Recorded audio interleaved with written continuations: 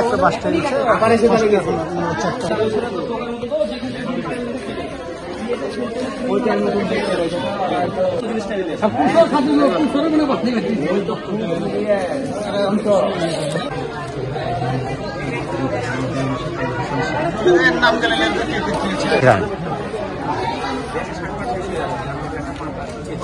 আমার ভাই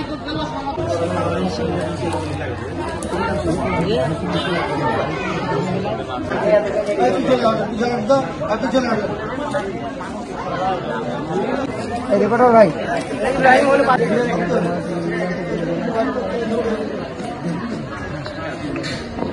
আমি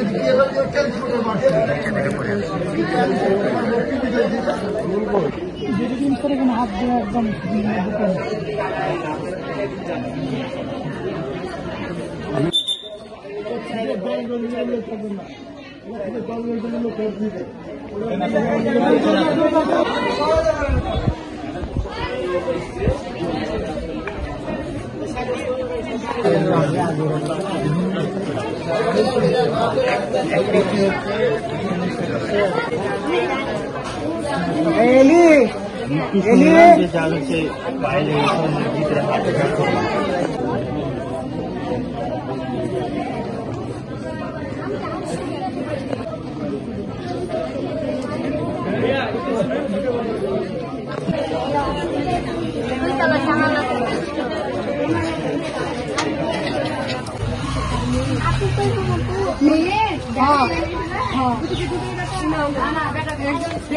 আমরা এখানে নামাজরত অবস্থায় ছিলাম, নামাজ পড়ে আমরা আমাদের কর্মসূচিতে যাব। এই সময় হঠাৎ করে বিস্ফোরণটা হয়।